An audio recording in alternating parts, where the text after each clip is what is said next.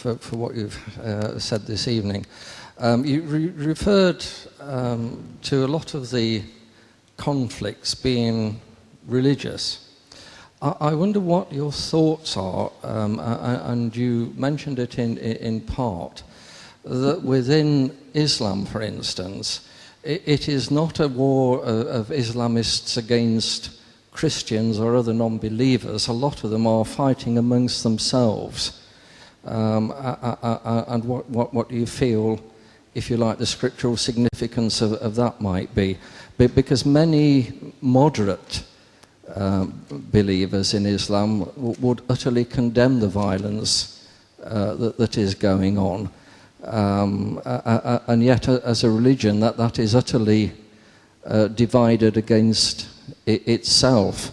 And whether you see within that some fulfillment of Bible prophecy as well. Yes, I do. First of all, just the history of why there is this conflict. When Muhammad died, the issue was who should succeed him. And there was a group which said, well, we want the most able and competent person that we have to become the head of this grouping that Muhammad had formed.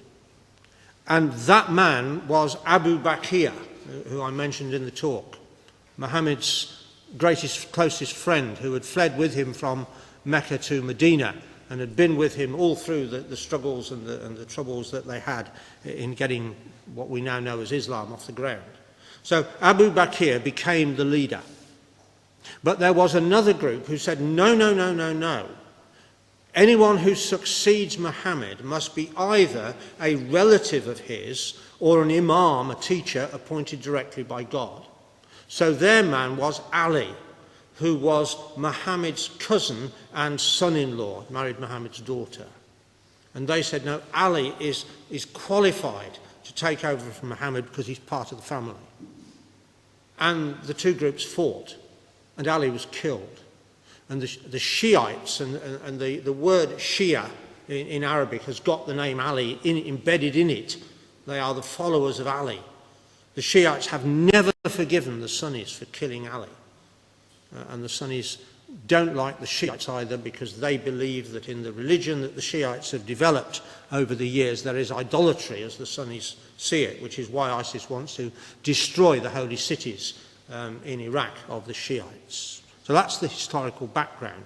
Now, what about the Bible? Well, turn to Ezekiel 38 now, and let's see that these two groupings are actually identified in the pages of Bible prophecy. So Ezekiel 38, which I'm not going to attempt to expound in its totality, but Ezekiel 38 talks about a great invasion of the land of Israel, right? So you've got the phrase there in verse 18, the land of Israel. And this invasion comes from the north, right, into the land of Israel. Verse 15, thou shalt come from thy place out of the north parts. And verse 16, thou shalt come up against my people of Israel. So without going into political detail, this is an invasion of the land of Israel from the north. I believe it's headed up by Russia, and that verse 1 should read, the prince of Rosh, Meshech, which is Moscow, and Tubal, which is Tobolsk. But who are their allies? Verse 5, Persia, Ethiopia, and Libya. Persia, which today is Iran, is allied with this northern force that comes against Israel. And that's exactly where Iran is sitting politically today. It is allied with Russia. Russia helped them to build the nuclear reactor at Bushehr. Mr. Putin has been to Tehran. He's talked to Ayatollah Khamenei, who's the spiritual leader of the Iranians. The Iranians and the Russians are on the same side. And that's what Ezekiel said they would be. But this invasion is protested against. In verse 13, Sheba and Dedan and the merchants of Tarshish, with all the young lions thereof, shall say unto thee, art thou come to take a spoil? Hast thou gathered thy company to take a prey? Now, Sheba and Dedan historically, geographically, are the Arab states at the southern end of the Arabian Peninsula. So Saudi Arabia, Kuwait, United Arab Emirates, Qatar, that grouping down there. And the merchants of Tarshish, Bible name for the British power. And if you want to understand how that works, talk to Matthew. I'm not going to attempt to repeat what he did at Prophecy Day last year.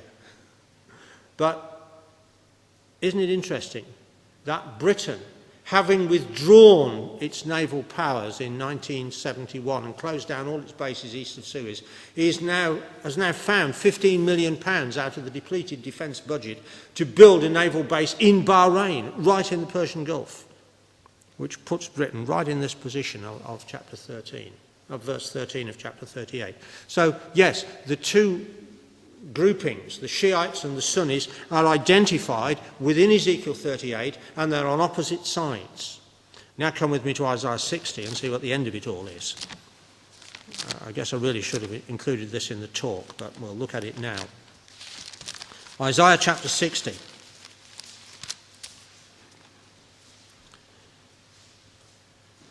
And God speaking to Israel, "Arise, shine, for thy light is come, and the glory of the Lord is risen upon thee." Verse 3, "And the Gentiles shall come to thy light, and kings to the brightness of thy rising." End of verse 5. "The forces, margin, the wealth of the Gentiles shall come unto thee.